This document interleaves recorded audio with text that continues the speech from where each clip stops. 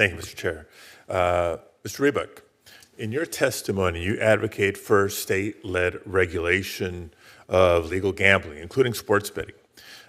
In my home state of California, as you know, not just the most populous state in the nation, but for purposes of today's discussion, the largest market of any state in the nation.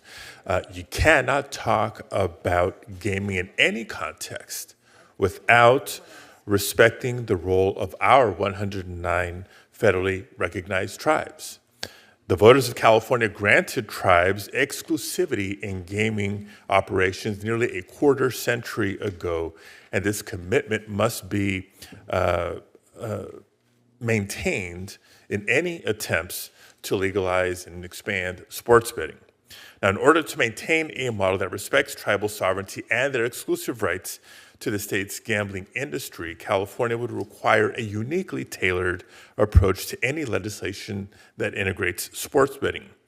Can you discuss how you handled any similar stakeholder dynamics in New Jersey when you oversaw the legalization and implementation of sports betting there? Your question has to deal with the jurisdictional sovereignty of Indian tribes that are clearly recognized under federal law, and I would say are regulated today by the federal government. The Indian tribes do not exist in tribal lands in New Jersey, so to answer specifically your question, I did not interact with the Indian tribes in that regard. But I have a high degree of confidence in the regulatory ability of Indian tribes. I've met with many of them. We've shared information.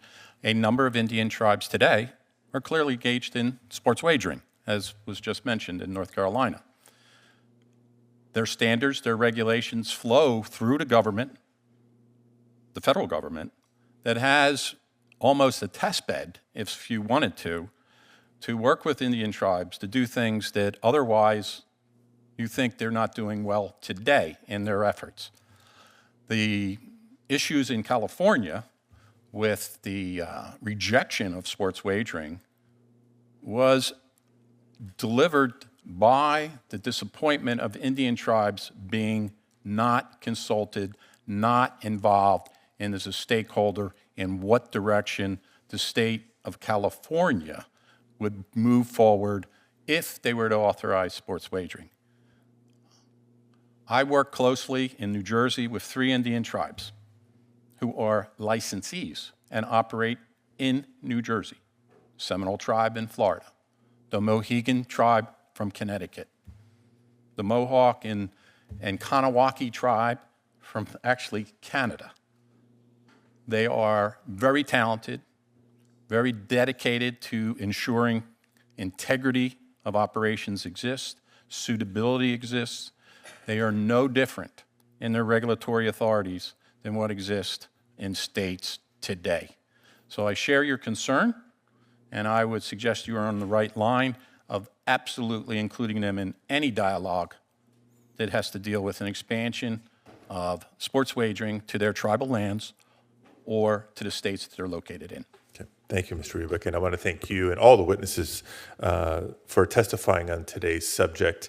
I would ask not just Chairman Durbin, but the incoming leadership of this committee in the next session, that to the extent that we're going to continue to have this conversation, to continue to explore this area, that we must include the perspectives, the voices, the participation of tribal leaders on panels like we're seeing in today's hearing.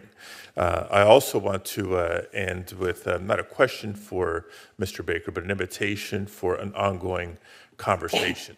Not to go off too much on a tangent, but even without the amount of money that wagering on collegiate sports is generating, there has been an issue of the flow of money in collegiate sports and the treatment of student athletes. How much money in collegiate sports? I mean, Coach Belichick's contract is just one of many, many, many examples, let alone the amounts of money that we know is going into facilities, arenas, stadiums, et cetera. And I raise this because it seems that for a long time, we've lost sight of the term student athletes, which is an NCAA invention, I understand, and it's really an athlete student. What comes first? The treatment of students, young people, women and men, as students first that happen to play a sport, or athletes first and get an education if you can. I'd like to pursue conversations about some of the reforms that we've made in the state of California that pays attention to, for example, academic support for student athletes when graduation rates by university, by specific program, basketball, football, et cetera, are or are not at certain thresholds. You know, what happens to a student athlete's scholarship should they suffer an injury? Are they just left out to dry, or do we give them ongoing support to complete their education? Because if they're a student first and an athlete second, that's our obligation to them. Or when a coach comes in and wants their own preferred recruited running back or point guard or something else. So I know it's been a area of concentration for you since you've taken over the leadership at the NCAA, but it seems to have gotten lost in the conversation about wagering, NILs, and so much more. So look forward to continuing that with you. Can I stop for a quick Sure. I just want you to know, I think you'll be pleased to know that starting in August, all Division I athletes keep their scholarship whether they play or not, and that's their decision.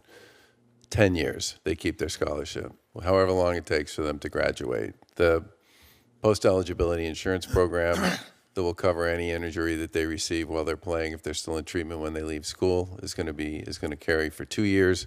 And there's a whole series of supports for mental health and health and well-being services and academic services as well. We just released, I think about 2 months ago, and we'll send it to your office, Senator, the data on graduation rates, and student athletes across all three divisions graduate at a higher rate than any of their peers, no matter how you do the math, by class, by ethnicity, by race, by gender, it doesn't matter. Student athletes actually have made a lot of progress in this area, and I give them and the schools they attend enormous credit. But I will make sure we send all this information to your office. And we'll send it to the committee as well. Thanks. Senator Blackburn? Thank you, Mr. Chair.